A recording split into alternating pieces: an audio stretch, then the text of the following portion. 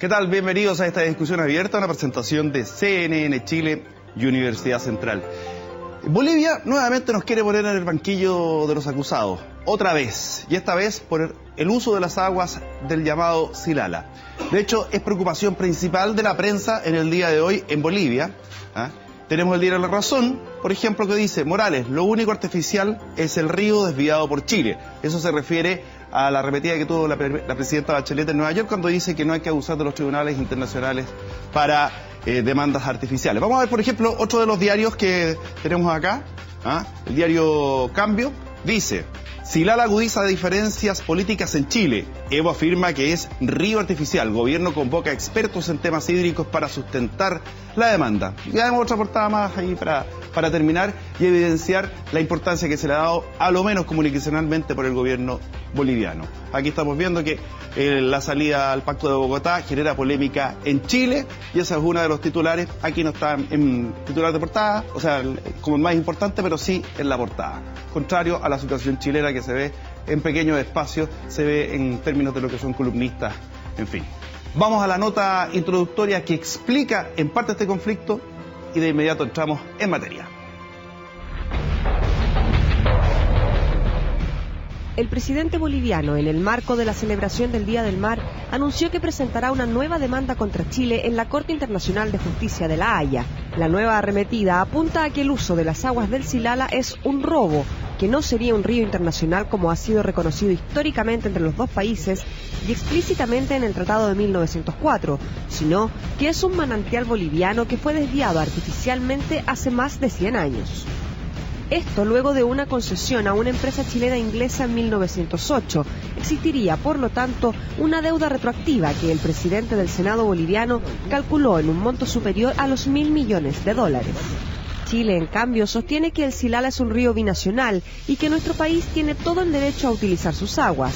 Sin embargo, el tema del Silala fue incluido en el 2006 en la denominada Agenda de 13 puntos. De hecho, el 2009, en la primera administración de la presidenta Bachelet, se negoció un preacuerdo en que Chile se comprometía a pagar el 50% del uso de esas aguas, mientras que el otro 50% estaba sujeto a un estudio. El Comité Cívico de Potosí, departamento boliviano donde se ubica el Silala, rechazó el acuerdo porque no decía nada sobre la deuda histórica. La Cancillería chilena señaló que se va a plantear una contrademanda contra Bolivia si ésta presenta su denuncia ante La Haya, aunque no ha sido claro el ministro Muñoz cuáles serían sus fundamentos. Además, ha resurgido con fuerza el debate de la conveniencia de Chile de abandonar el Pacto de Bogotá para no vernos obligados a ir a La Haya cada vez que un país presente una nueva demanda. Bolivia busca nuevamente poner a Chile en el banquillo de los acusados, análisis que ya comienza en Actualidad Central.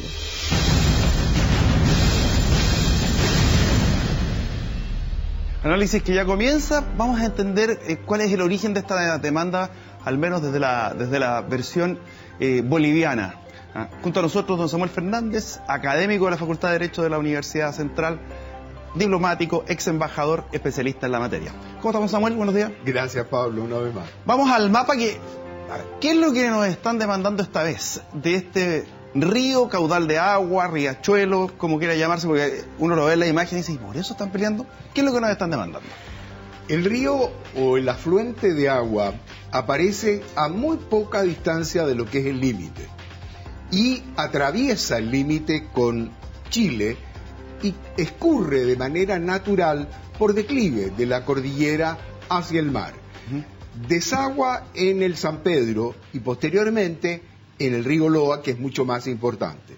Correcto. Ahora bien, son muy pocos kilómetros o metros, mayormente cercanos, donde aparece el Silala. Y el Silala o Siloli, como también se le conoce en Chile, porque ese es el nombre que se le da en el norte. Chile permanentemente. Eso equivale, según algunos, a un río. Otros es un afluente. Para otros es un curso de agua. Y me detengo un segundo, Pablo, en lo de curso de agua, porque aquí tendríamos que aplicar las normas internacionales. Y las normas son la de la Convención de las Naciones Unidas sobre el derecho de los usos de agua para fines distintos de la navegación. Vaya nombre bastante largo, pero el tema principal es que hablamos de un curso de agua. Pero y Chile... esos cursos de agua pueden ser superficiales o incluso subterráneos. ¿Chile desvió o no desvió el Silala? Y si lo hizo, ¿fue por qué? ¿Porque se lo concesionaron durante 99 años? Así es. Fue exactamente así porque en 1908, como se explicaba, se le entregó a una empresa chilena primero y después una empresa inglesa que lo explotó hasta que Bolivia en 1997 lo nacionalizó. Ahora bien, el detalle está en la norma que yo decía, porque esa es aplicable en la medida en que no haya un acuerdo formal, explícito, y ese acuerdo no existe, solo un preacuerdo de los 13 puntos que fueron discutidos y que Bolivia desafió. ¿Por qué Chile estuvo dispuesto a pagar en un momento? Porque en realidad la norma indica que el país aguas arriba tiene derecho hasta la explotación del 50% del recurso, del curso de agua, y el país aguas abajo todo el resto, que lo hace gratis dentro de su territorio. Pero en el uso del río arriba, en el aguas arriba, si acaso el país de abajo reconoce que ocupa más de esa cantidad, entonces hay que compensarlo. O sea, Chile estuvo dispuesto a pagarle el diferencial. El diferencial en la medida que Bolivia no lo utilizara. Y aquí hay un punto, trató de utilizarlo muchas veces, hizo muchos proyectos, anunció mucho más proyectos, y Bolivia nunca ha verdaderamente utilizado el Silala. Vamos a hacer una pausa, entramos de inmediato ya en el debate con nuestros panelistas. Ahí está nuestros diputados, que son representantes de cada una de las comisiones más importantes que tienen que ver en el tema, el diputado Talud y el diputado Edwards, más por supuesto don Samuel. Entramos de inmediato en materia. Nos separamos un instante para poder sentarnos y ya conversamos.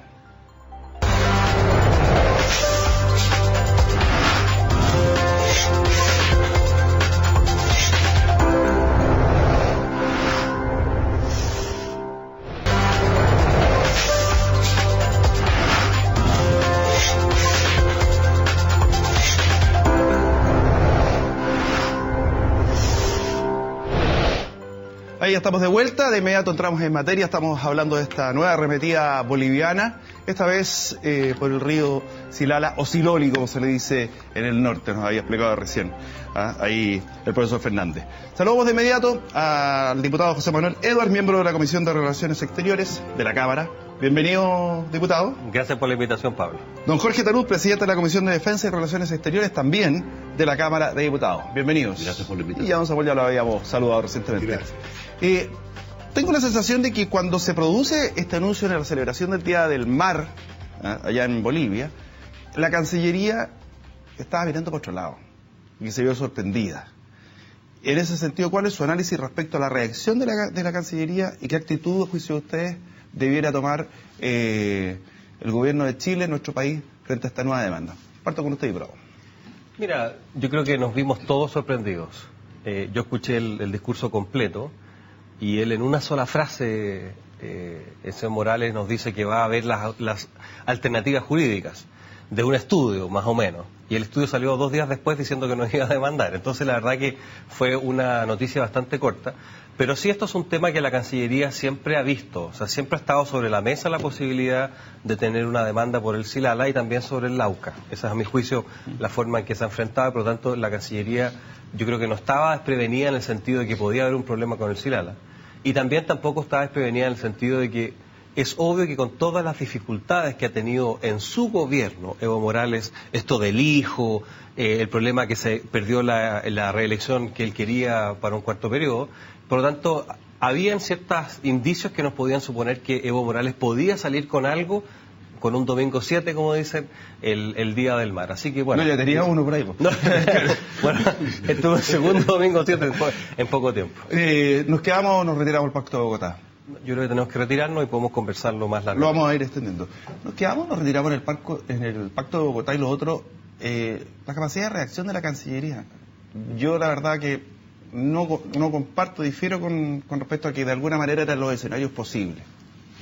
A ver, respecto al Pacto de Bogotá, Pablo, yo hice este planteamiento hace 3 años atrás, no lo hice en caliente como algunos hoy día dicen, lo hice en el gobierno del presidente Piñera, y antes de las demandas de Bolivia, o sea, pensando a futuro en el sentido que Chile debe proteger su soberanía y su territorio, Y considerando evidentemente que en el juicio con Perú, 22.000 kilómetros cuadrados de zona económica exclusiva perdimos. ¿Cuál es la argumentación jurídica de aquello? Bueno, basado en equidad. Entonces, en el fondo, usted vio que estábamos con una Corte Internacional de Justicia política y desconcertantemente salomónica. Los jueces, Pablo, están electos por Naciones Unidas, sí, ahí hay trabajo político que se hace para la elección de los jueces, ¿ah? No son juristas así como la Corte Suprema nuestra, el Carrera, es otra cosa. Entonces, yo lo planteé pensando a futuro. De 21 miembros del Pacto de Bogotá, quedan 14. Las potencias no se someten a la Corte de la Haya. Francia, China, Rusia, Estados Unidos, cuando han tenido demandas de la Haya, han obviado a la Corte. Tal vez porque son potencias. Bueno, pero la mayoría de los países no están en el Pacto de Bogotá. Quedan 14 miembros nomás, que nos obliga a ir al pacto. Entonces, cuando yo lo planteé, no fue en caliente, sino que pensando futuro y antes de las demandas. Bueno, ayer escuché al vocero del gobierno decir que no era el momento. Entonces, ¿cuándo es el momento? ¿Cuándo nos demanden el día de mañana por Antofagasta? ¿Cuándo nos demanden el día de mañana por Arica? Yo quiero decirle, Pablo, y recordarle que el Perú se demoró más de 20 años en fabricar toda esta demanda hacia Chile. Cambiaron su legislación interna. Les recuerdo que Tacna limitaba con el hito número 1 en la legislación interna peruana. La modificaron. O sea, hicieron todo una falacia que algún éxito tuvo en la Corte, pues. ¿Ah? Entonces no digamos que ganamos, porque no fue así. Entonces, ¿por qué continuar? ¿Cuál es el momento, digo yo, para tomar una decisión? Ese es el punto. Desde la academia, y le pregunto a Samuel, ¿por qué desde la academia? Porque hay una mirada a veces que es más objetiva, que a lo mejor que la mirada política, que es sumamente válida y es necesaria además, que la mirada también que puede tener el ciudadano de a pie, y que también es un poquito más apasionada. Pero desde la academia, ¿nos quedamos o nos salimos del Pacto de Bogotá? Creo que es una discusión perfectamente planteable y que se puede discutir eternamente. Pero quiero dar una opinión distinta y quiero que se considere como una postura distinta. Me explico. En primer lugar, el Pacto de Bogotá no es el único que nos lleva a la Corte. Además, el hecho de pensar que haciendo desaparecer el pacto van a desaparecer nuestros problemas y van a desaparecer la Corte, los problemas con Bolivia, los líos estos de las demandas, lo que hayamos hecho bien o mal durante los pleitos, la culpa no lo tiene el pacto, que es el que nos facilita. Al contrario, yo pienso que podríamos, si denunciamos el Pacto de Bogotá, caer en una situación contradictoria.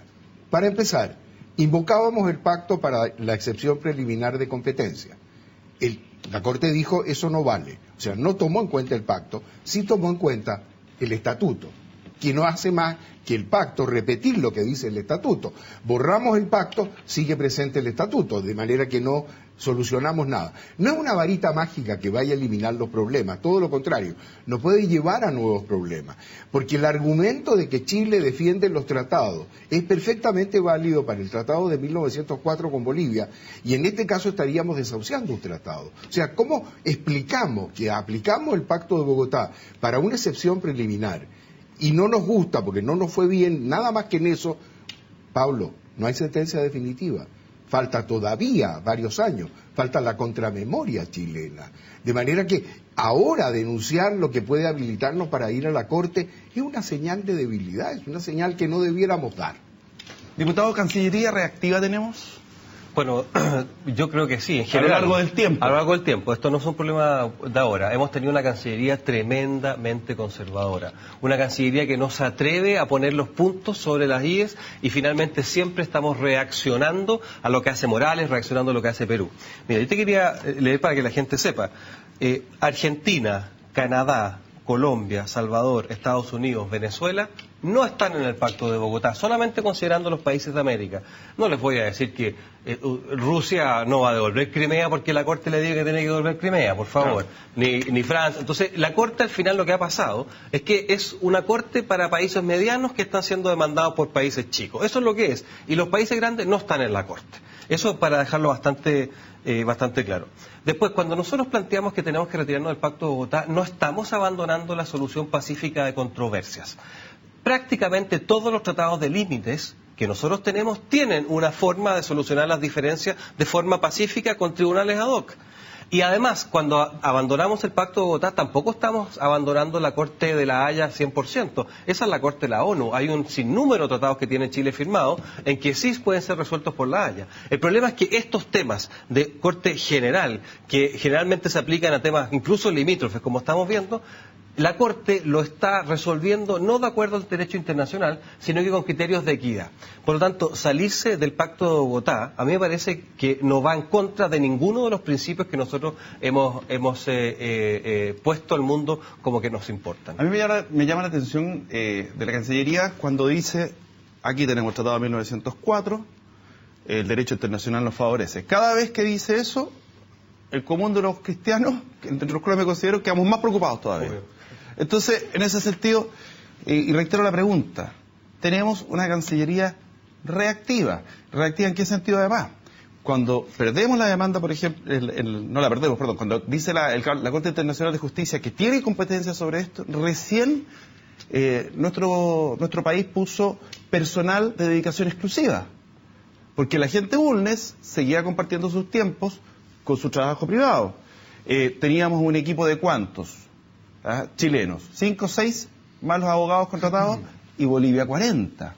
Y teníamos incluso de nuestra parte abogados que nunca habían litigado internacionalmente, un Claudio Grossman que es especialista en derechos humanos. Entonces, bien intencionado lo que queramos. Entonces, a eso me refiero, además de una Cancillería reactiva, que no prevé los escenarios de conflicto y que a lo mejor miró por arriba del hombro lo que pudiese ser cualquiera de los otros dos países limítrofes con los cuales estamos con controversia. Pablo, en primer lugar, Chile jamás habría firmado el Pacto de Bogotá en 1948 sin el artículo 6, que es clarito. La Corte no es competente para ver temas zanjados por las partes con anterioridad a 1948. ¿Y qué es lo que ha dicho la Corte? Se fue a un artículo 32, ¿no es cierto?, a buscar una cosita que sí que ellos en el fondo podían. Chile no habría firmado nunca en el 48 sin ese artículo 6 que la Corte obvió completamente, ¿no es cierto? Entonces, eso en primer lugar. En segundo lugar, creo que la Cancillería sí ha sido bastante reactiva en el sentido de esperar qué viene primero de nuestros vecinos, y después analizarlo, verlo, etcétera. Y también ahora se nos dice, no, es que nosotros también podemos demandar. Bueno, nosotros no hemos demandado nunca. Ahora se anunció, y comparto que es una pasar a la ofensiva mientras estemos en el Pacto de Bogotá, que si Bolivia lleva a cabo su demanda al Silala, Chile también puede demandar. O sea, yo lo entiendo como una contraofensiva y me parece bien. Pero hay que ir más allá, hay que ir más al fondo.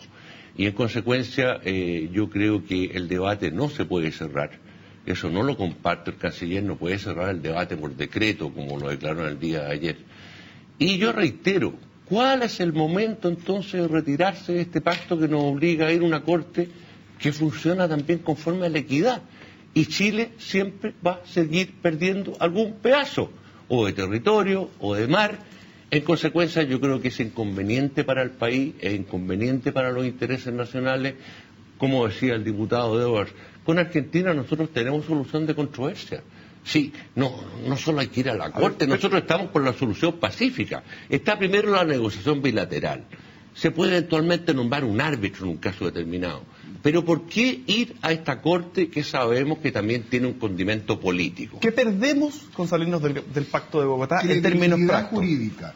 Y no es cualquier cosa, y aquí se han dicho algunas cosas de las cuales concuerdo, como puede ser la falta de anticipación, pero que no concuerdo para nada, porque lo que ha cambiado es el derecho. La Corte no tiene la culpa de aplicar un derecho que ha evolucionado. A lo mejor nosotros no nos dimos cuenta. Pero tenemos además otras cosas que hay que decir. La equidad, que no te gusta y por supuesto no nos puede gustar, pero sin embargo la equidad es una de las fuentes del derecho. O sea, no está actuando de manera ilegal. Además, el Pacto de Bogotá nos protegió, porque exactamente no tocó, gracias al Pacto de Bogotá, no se tocó el Tratado de 1904. Lo que sí quedó abierto es lo que ese Tratado de 1904 no contempló. Y no es una culpa del Pacto de Bogotá, es culpa del tratado.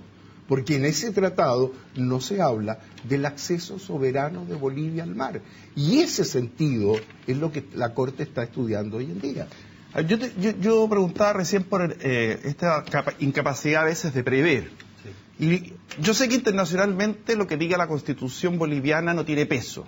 A contar de 2013, la Constitución boliviana obliga al presidente que esté a conseguir la salida al mar, reclamar todos los conflictos internacionales e incluso lo facultaría a desconocer tratados. ¿A qué voy? Que el presidente que esté, si no trabaja en ese sentido, está cayendo en un incumplimiento. Entonces, uno previendo ese escenario, que dice, nos van a pegar por acá siempre, insisto, y pregunto lo mismo, ¿cómo se empieza, ya que somos reactivos, a reaccionar de ahora en adelante? ¿Cuáles son las medidas concretas, más allá de que se denominó un equipo, un encargado de comunicaciones, un nuevo agente? Entonces, en ese sentido, ¿qué empieza a ocurrir ahora? ¿Qué esperan ustedes que ocurra de la Cancillería, del gobierno que esté? Bueno, por eso es que hablamos del Pacto de Bogotá, porque fíjate que la Constitución obliga a Morales a hacer todo tipo de demandas y esfuerzos en contra de Chile. Entonces, si le va mal en un juicio, probablemente invente otro juicio similar. Cuando nosotros vemos que Bolivia, por ejemplo, no era parte del Pacto de Bogotá hasta un año antes de demandarnos, o sea, desde 1948 hasta el 2011, Chile no podía demandar a Bolivia usando la Corte de la Haya, pero Bolivia levanta su objeción y nos demanda. Es la misma situación que hoy día está Argentina, por ejemplo. Cuando Perú hace su demanda hacia Chile, la prepara, como decía Jorge, con 18 años. Entonces la pregunta que yo me hago, yo entiendo que existe un año de carencia, un año en el cual si nos retiramos del pacto pueden ingresar otras demandas. Claro. Pero el tema es que para crear una demanda usted requiere mucho tiempo. Entonces salirse del Pacto de Bogotá lo antes posible es la mejor forma de defender los intereses de Chile. Porque esta mi pregunta, ¿qué necesitamos que haga la Cancillería desde hoy día en adelante? ¿Qué es lo que necesitamos de que haga la Presidenta desde hoy día en adelante? ¿Qué es lo que haga la moneda que venga desde hoy día en adelante?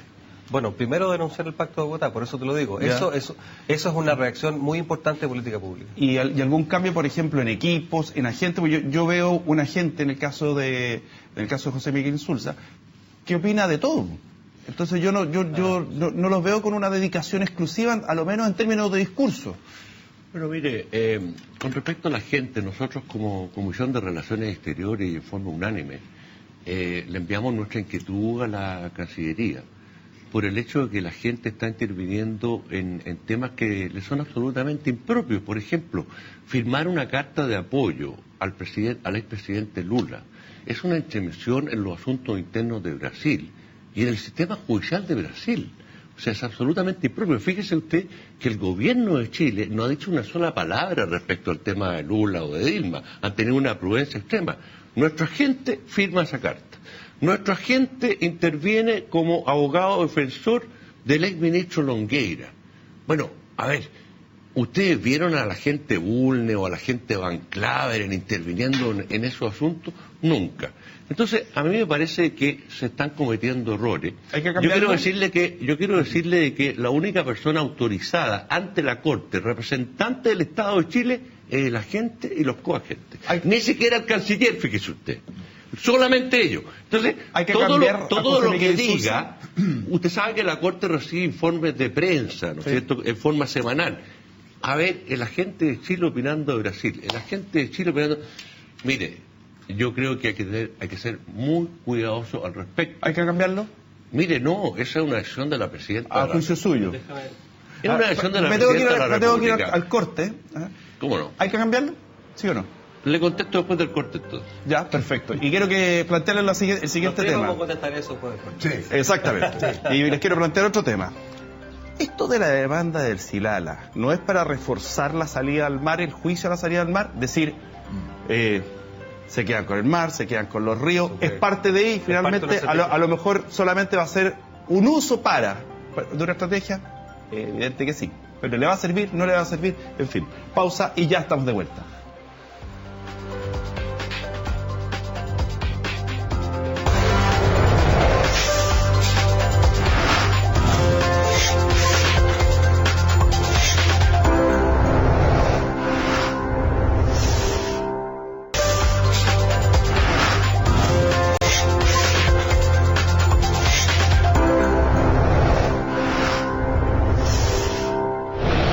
Volvemos a esta discusión abierta, los invitamos a que participe a través de Twitter respecto al tema de hoy. Ahí está, @actualcentral, así que vamos a estar esperando gustosos sus comentarios, sus preguntas, sus inquietudes respecto de este tema.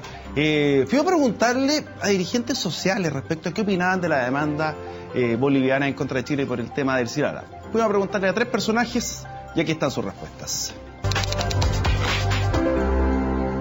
Una irresponsabilidad como un presidente de un país, primero que nada hermano, donde Chile le ha dado todas las garantías en base a la integración y él hace la estupidez, así como hizo la de La Haya, de demandar por el río Silala. Los países, sobre todo de América, están de alguna manera hermandados y yo creo que los gobernantes tienen una responsabilidad mayor de proteger a los pueblos y no destruir a los pueblos. De nuevo aquí se evidencia un problema mucho más profundo que lo que pasa con este río. Que efectivamente cómo avanzamos en una política de diálogo, de integración y de respeto mutuo entre los países que componen Sudamérica. Hoy día vemos nuevamente cómo esto se convierte en un tema de álgido debate político, cuando realmente tal vez para nuestros pueblos, para el pueblo chileno, para el pueblo boliviano, preferiríamos una manera mucho más dialogante de resolver este tipo de asuntos. El tema acá es que reflexionemos, como Chile, como Bolivia, cómo nos hacemos cargo de una política de integración sudamericana y cómo resolvemos de una vez por todas estos conflictos. Yo creo que está en la lógica que ha sostenido el presidente Evo Morales en sus 2 mandatos. Yo creo que él quiere pasar a la historia como el presidente que mayor trabajo político, diplomático, de litigio ha hecho respecto de la demanda marítima y también en este caso respecto del tema del agua del río Silala. Yo creo que afortunadamente no va a ser reelecto y creo que el tema del conflicto y las diferencias con Chile no van a dejar de ser nunca un caballito de batalla para la política interna boliviana, y en ese contexto se entiende también el anuncio de una nueva demanda ante La Haya ahora por el tema del río Silala. ¿Qué opinión les gustó más y cuál les gustó menos?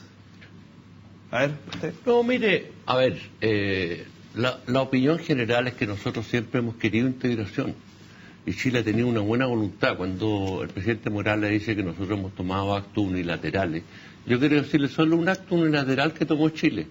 Liberalizó de aranceles los productos bolivianos, partiendo por el aceite, etcétera. Acto unilateral, en beneficio de la economía de Bolivia. O sea, hemos tenido una excelente voluntad con Bolivia. Pero el presidente Morales, tal como decía uno de los entrevistados, ha utilizado siempre este tema para réditos de política interna. Lo vemos ahora en que perdió el plebiscito, en que ha tenido los problemas personales con su expareja, pero yo no me meto en el tema del hijo o no el hijo. El tema son los 540 millones de dólares que obtuvo su expareja sin licitación pública del Estado. Y eso evidentemente ha tratado de taparlo yendo al Silala, todo un show mediático.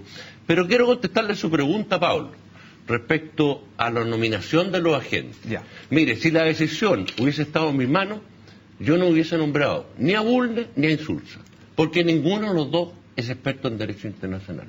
Yo le habría ofrecido el cargo a un magistrado de la Corte Suprema de Chile que sea el que más experiencia tenga en derecho internacional. ¿Y tenemos? Por supuesto que tenemos.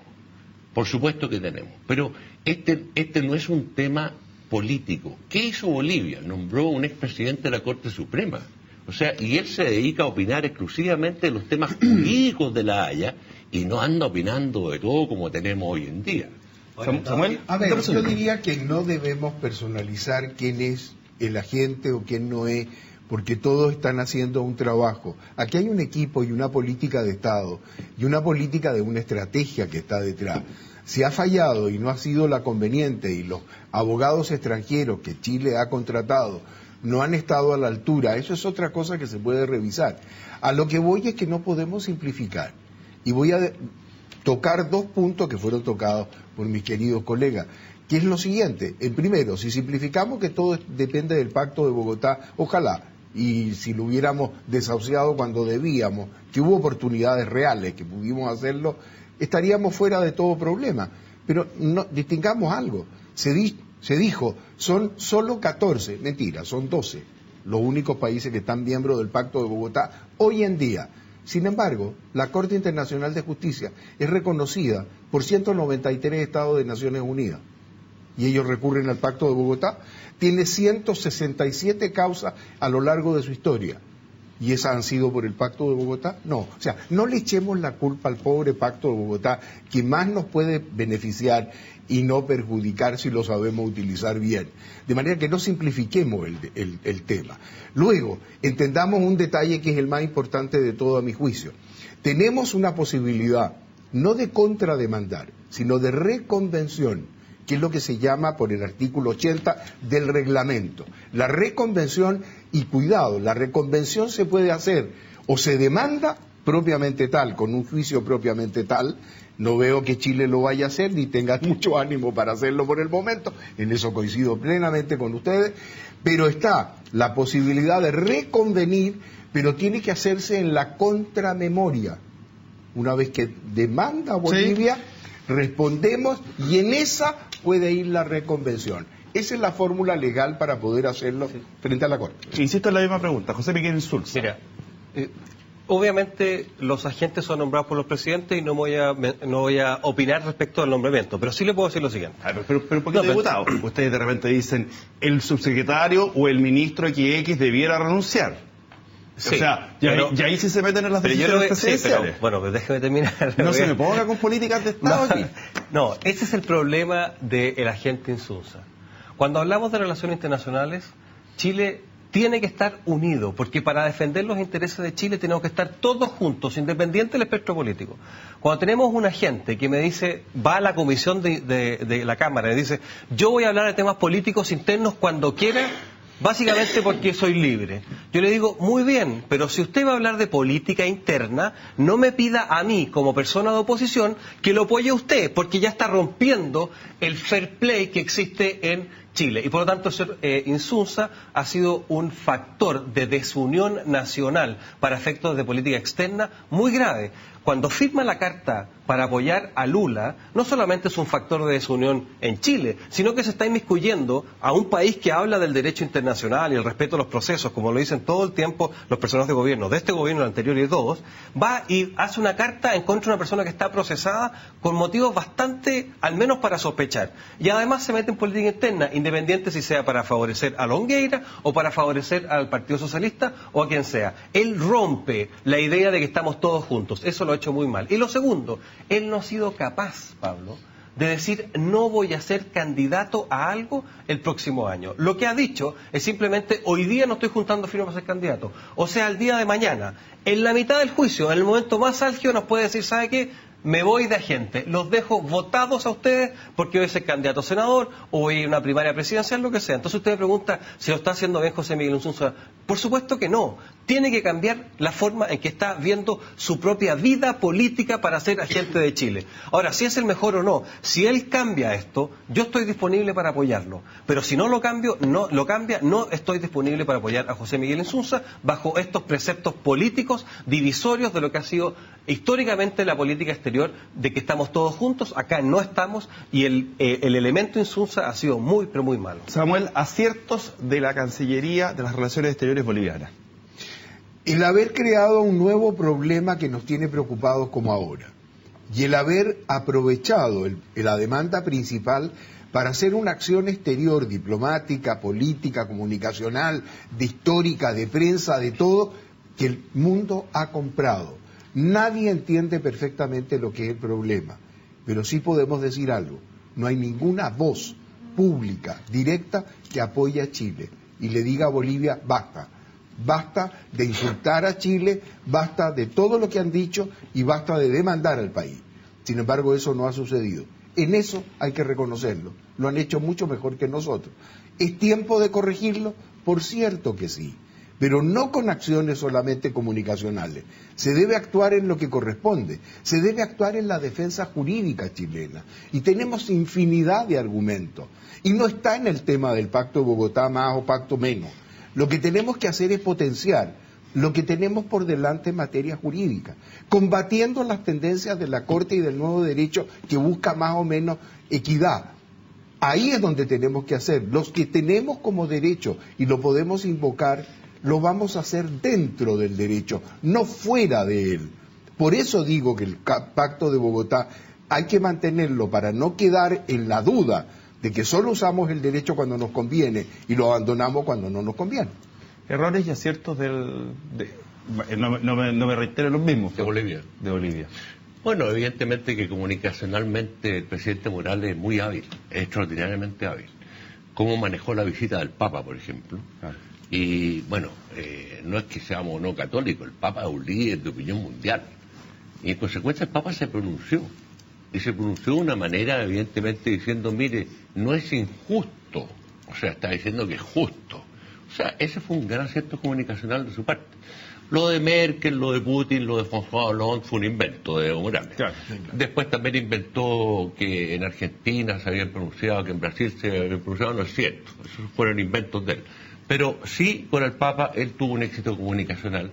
Él sabe bien hacerse la víctima, ¿no es cierto?, ante este vecino arrogante que es Chile. Eso lo ha hecho bien.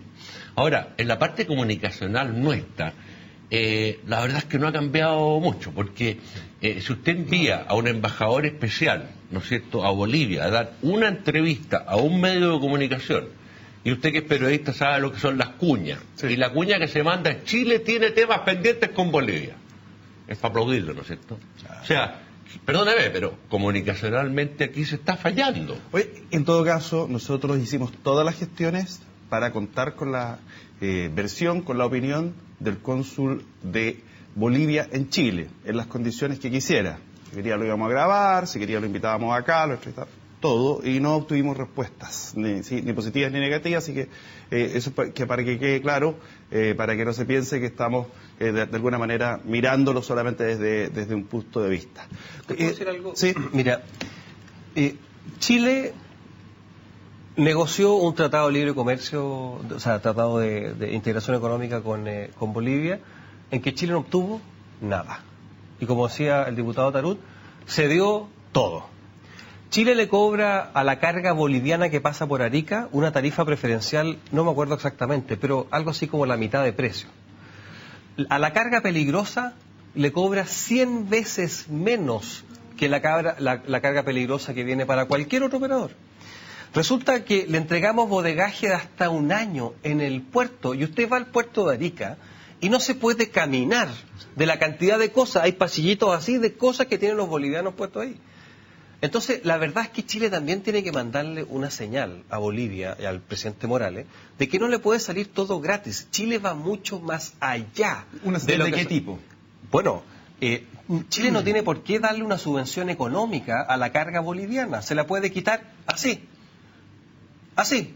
También perfectamente podríamos decir, ¿sabe que vamos a renegociar el Tratado de Libre Comercio? Porque yo le doy todo a usted y usted no me da nada a mí. Entonces Chile tiene herramientas para decirle al señor Morales: a usted no le va a salir gratis cualquier cosa que haga, porque Chile va mucho más allá de los tratados para tratar bien a Bolivia. Y lo que nosotros recibimos de Bolivia son ataques permanentes. Y yo decir algo, fíjate que respecto a la Corte de Bogotá, el fallo que le dio competencia a la Corte respecto a la demanda boliviana, en su artículo, o sea, en su punto 26 dice lo siguiente.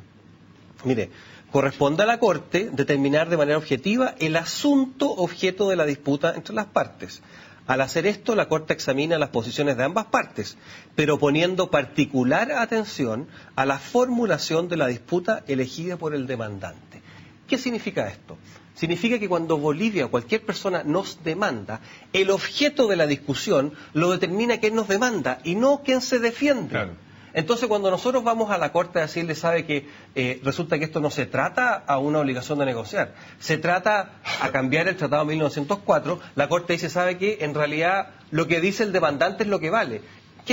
¿Cuál es el problema de esto? Que hay un incentivo muy grande a que los países limítrofes, especialmente Bolivia, nos demande una y otra vez, porque así el objeto de lo que se discute, la cancha en la cual se juega, va a ser la cancha que les favorece a ellos y no a nosotros. Y por eso, entre otras cosas, tenemos que retirarnos del Pacto de Bogotá. Si no estamos dispuestos a nosotros demandar para que la cancha sea la que nosotros elegimos al menos. Tengo que ir a la pausa y les dejo plantear la pregunta. Si me permite una cosa muy chiquitita. La Corte señaló que Chile había declarado la guerra, o sea, una equivocación fatal de parte de la Corte.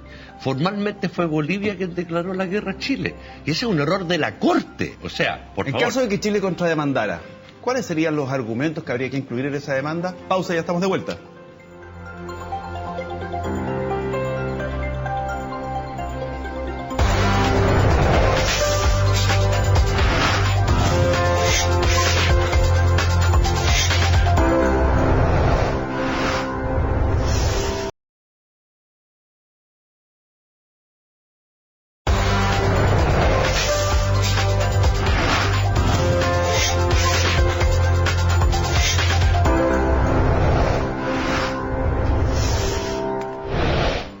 Pero ya estamos de vuelta. La pregunta era, en caso de una contrademanda, ¿cómo se hace la reconvención? ¿En qué consiste?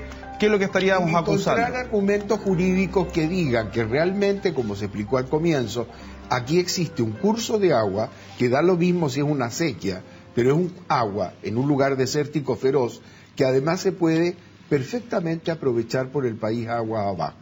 Y no tiene por qué negarse ni cortar el recurso Bolivia, porque eso, a propósito de los propósitos de integración, tenemos que ver la cantidad de insultos que nos ha dicho Bolivia, saqueadores, ladrones, agresores, etcétera. ¿Podemos integrarnos con una persona que nos trata de esa manera difícil, no? ¿Cuál es la diferencia entre una contrademanda y una defensa? Mire, en primer lugar quiero señalar de que yo creo que esta no va a ser solamente la segunda demanda, sino que muy probablemente va a venir una tercera demanda por el Lauca. Claro. No sé si la van a hacer en conjunto con el Silala, pero el Lauca yo creo que va, porque he escuchado claramente al presidente Morales y al canciller Choquehuanca ya referirse varias veces a eso. Es que Ahora, respecto a que Chile haga esta ofensiva de demandar, yo prefiero no comentarlo porque tiene que haber un factor sorpresa. Entonces, si vamos a comentarlo... No, pero ¿cuál es la diferencia entre una contrademanda y una defensa? Bueno, mire, es pasar a la ofensiva. Claro. Es pasar a la ofensiva. Perdón, es lo que yo decía hace un segundo. La contrademanda o llamada contrademanda se hace en la contramemoria y es una reconvención. En la demanda, es decir, no me importa nada los juicios que hay, yo demando porque tengo ganas. Claro, pero ese es el problema, y por eso es que te leía lo que dice la Corte en el fallo respecto a la competencia. La cancha la van a definir ellos. El partido, ¿estamos jugando un partido de fútbol o estamos jugando un partido de tenis? Si ellos son mejores para el tenis, lo van a poner en el tenis. ¿Qué es lo que van a decir? Van a decir, mire, estos son bofedales, ojos de agua, y es una sequía muy chiquitita de 0,4 metros cúbicos por segundo en caudal medio, lo que cruza 0,18, o sea, es un manantial. Si nos metemos en esa cancha va a ser muy difícil llevarlo a nuestra cancha. ¿Qué va a hacer? Oiga, usted aceptó que esto era un río, acá está el mapa de 1904 cuando usted lo firmó. El problema es que nosotros tenemos argumentos, claro que tenemos, pero ellos también tienen argumentos, y cuando ellos nos demanden, lo que van a hacer es meternos en la cancha de la definición de qué es lo que es hoy día eso, y la gente lo va a ver y va a ver, oiga, esto es una sequía. Esto es un manantial, no un río. Entonces es muy grave cuando la Corte dice que se va a ver primero y primordialmente lo que dice el demandante porque define la cancha. Y hablar en la contramemoria es un segundo paso cuando la Corte ya se informó y el hecho de la discusión lo va a haber manejado nuevamente Bolivia, y eso es muy grave. Ahora, la declaración de Michelle Bachelet en Estados Unidos cuando dice no hay que abusar de los tribunales con demandas artificiales. Yo creo que es de las pocas veces que he visto que ha habido al menos un contraataque. Me parece muy bien, yo comparto plenamente lo que señaló la presidenta Bachelet. Yo creo que es bueno que lo haya dicho, sobre todo ante un panel de juristas internacionales relevantes que había en Washington. Y si bien, claro, fue en términos generales, todo el mundo se dio cuenta de que se estaba refiriendo a Bolivia, aunque no lo mencionó en ningún momento. Pero yo creo que es un buen remesón, ¿no es cierto? Es un buen remesón. porque significa evidentemente que este aprovechamiento ilegítimo de los organismos internacionales, de las cortes, evidentemente que va a crear incertidumbre en toda la comunidad internacional. A mí me parece bien lo que hizo la presidenta. ¿Por qué tenemos que siempre reaccionar y estamos reaccionando de nuevo? Hay una simetría total. Morales habla a él, nos insulta a él, todo el tiempo, y desde hace mucho tiempo. Y nosotros no reaccionamos a ese nivel. Se contesta por otros medios. Se está frente a una reunión internacional de juristas. El demandado somos nosotros. ¿Por qué no contestamos? ¿Por qué no decimos nos están demandando en un gesto inamistoso, más que inamistoso? Aquí hay una agresión jurídica. Pero Samuel, el que reclama un derecho no ofende. Y si tú los ves bajo el punto de vista del que está demandando, supongo... Por cierto, pero tenemos que ver hasta cuándo vamos a ser solo defensores y hasta cuándo le vamos, como José Manuel decía muy bien, le vamos a decir a la Corte, mire, el demandante le dice, esta es la verdad, la Corte lo toma y dice, esta es la verdad, y no contestamos. ¿Por qué no hablaron? Porque hubo errores que tú, Jorge, lo marcaste muy bien respecto de la historia, respecto de todo lo que la Corte... Porque el que demandó contó lo que quiso. Y nosotros no contestamos la demanda principal. Se lo compró porque no tenía ningún otro antecedente. Porque nosotros nos dedicamos a decirle a usted incompetente. El que parte la demanda, el primer combo... En este caso, es doble o triple. Bueno, hagamos el combo por primera vez nosotros, hagámoslo de una vez entonces. Oiga, y otra cosa, un tema que decía que el profesor Samuel, resulta que cuando uno ve el aparataje que tiene Bolivia, se da cuenta que hay un vocero, o ex vocero, no sé, Carlos Mesa, no sé qué. Sí, porque está ahí. Ahora son todos los expresidentes. Sí, una cosa así, pero ahora mismo. Lo interesante es que es Morales, él, el que hace las declaraciones. En Chile, con mucho respeto, pero es nuestro canciller, no nuestra presidenta. Cuando él tiene voceros es el expresidente Mesa. Nosotros tenemos un vocero, que es un gran vocero, bueno, ya discutimos, pero tenemos una gente que no está al nivel de un expresidente. Chile tiene dos tanques gigantescos a nivel internacional que no estamos usando, que son el expresidente Piñera y el expresidente Lagos. Yo me pregunto, ¿por qué no poner toda la carne a la parrilla? Es decir, ¿sabe qué? El vocero no va a ser más el canciller, con mucho respeto, al canciller Muñoz, pero pongamos al presidente Piñera, al presidente Lagos. Cuando Morales va a Francia, lo recibe François Hollande. Cuando el canciller va a Francia, lo recibe el canciller, no el presidente. A esa altura, ¿no? A esa altura, esa es la altura. En Argentina lo mismo. Entonces, si nosotros tenemos armas más poderosas, yo no entiendo por qué el diseño que hoy día tenemos no incluye a nuestros bazucas y tanques más grandes que son estos. No que será por diciendo. Conveniencia político-electoral, ya que los dos serían candidatos, entonces sí, pero es que sabe que es interés nacional. Sí, lo que yo lo he planteado hace bastante tiempo. Tenemos a 3 expresidentes que están disponibles. Eduardo Frei también se la ha jugado mucho y hay que reconocerlo. Ricardo Lagos y Sebastián Piñera. No lo nombro porque entiendo que él está también trabajando en la Cancillería en Asia. Por eso lo nombre, pero... pero él también se puede considerar. No, pero Eduardo Frei se la ha jugado mucho en este tema. Entonces, ¿por qué no que sean ellos los voceros? Además sería, ¿no es cierto?, de todo el ámbito político. Piñera por un lado, Frei Lagos. Yo creo que sería muy bueno hacerlo. Pablo, es tan cierto lo que ustedes dicen, y en este aspecto sí que vamos a estar de acuerdo, en lo otro ya no estuvimos, así que por lo menos en esto vamos a estar de acuerdo. Que hay una cosa que es importante. Le hemos tomado el peso de que Chile está recibiendo constantemente una agresión boliviana ya muy marcada por todos los temas imaginables y que puede venir el otro, que es el Lauca, enteramente distinto, de otra cosa. ¿Por qué razón tenemos que no tomar conciencia de lo que arriesgamos en esto? ¿Qué situación se está creando? ¿Qué situación internacional nos está creando Bolivia? ¿Vamos a tomar conciencia de ello? Si tomamos conciencia, la defensa es colectiva, la defensa es de todo, es usar las mejores armas, los mejores profesionales, los mejores políticos, el que sea. Esa gente es la que tiene que estar defendida. No le hemos tomado conciencia. Hay que hacerlo. Para terminar, el canciller David Choquehuanca dice... Choquehuanca. Pero lo entendimos igual. Sí, pero está bien. Choquehuanca, el canciller Choquehuanca. Espérate, ahí sí, Choquehuanca. Dice, mire, vamos a armar otro equipo de expertos internacionales dentro del equipo nacional al margen de la DIREMAR habrá otro de expertos en temas de recursos hídricos. Dice, esto no es un tema improvisado. Y nosotros ya armamos nuestro equipo de expertos en recursos hídricos, expertos nacionales e internacionales. ¿Hay algo armado? Dicen que los tenemos, y de verdad sí, pero hay algo que debiéramos decir. ¿Habían escuchado la Convención de Naciones Unidas sobre el uso de las aguas y los derechos de las aguas de cursos sucesivos? No, esa entró en vigor, y entró en vigor recién, en agosto del 2014. A falta de acuerdo que no existe, es la que tendríamos que aplicar, y no le estamos nombrando. Y estamos discutiendo si es río o no es río, cuando eso es irrelevante totalmente para la Convención. Cámara número 3, diputado Edwards, 30 segundos, diga lo que quiera. Lo que quiera. Bueno, yo primero quiero decir que es muy importante que Chile sea más audaz en la forma en que se relaciona en política exterior. Eso significa tomar la delantera.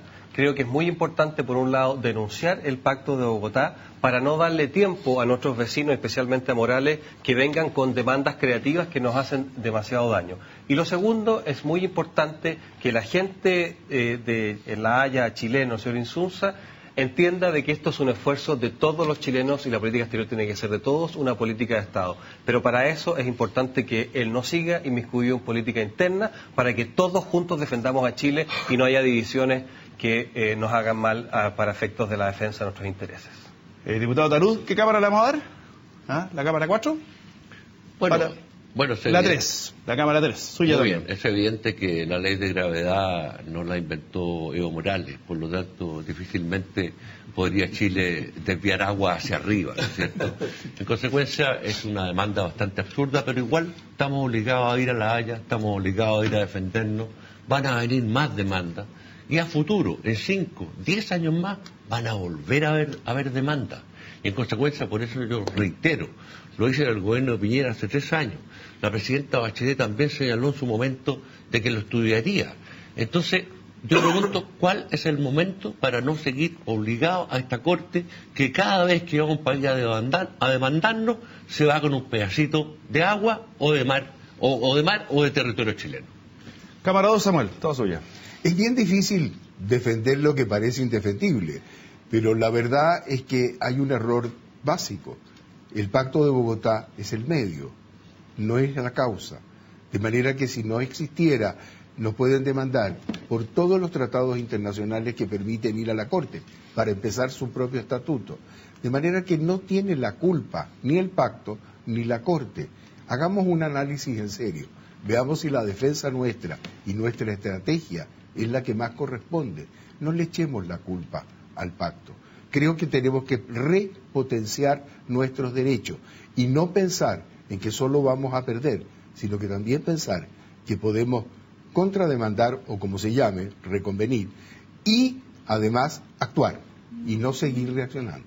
Bueno, ahí nos comenzamos a despedir. Queremos agradecerle la presencia de ustedes tres, como siempre bien dispuestos a venir a conversar sobre este tema. Agradecido a la gente que nos escribió en los Twitter, que ahí los tiramos al aire. Así que muchas gracias por haber conversado con nosotros. Nuevamente abordando un tema país. Hoy día hablamos de derecho internacional, hablamos de nuestra soberanía. Y le insisto, nosotros invitamos al representante boliviano en Chile, su cónsul. No obtuvimos respuesta, a pesar de que le dimos todas las facilidades, si quería no estaba acá, lo que fuera, para contar con su punto de vista. Así que esta ha sido una presentación de CNN Chile y Universidad Central. Nos encontramos el próximo fin de semana.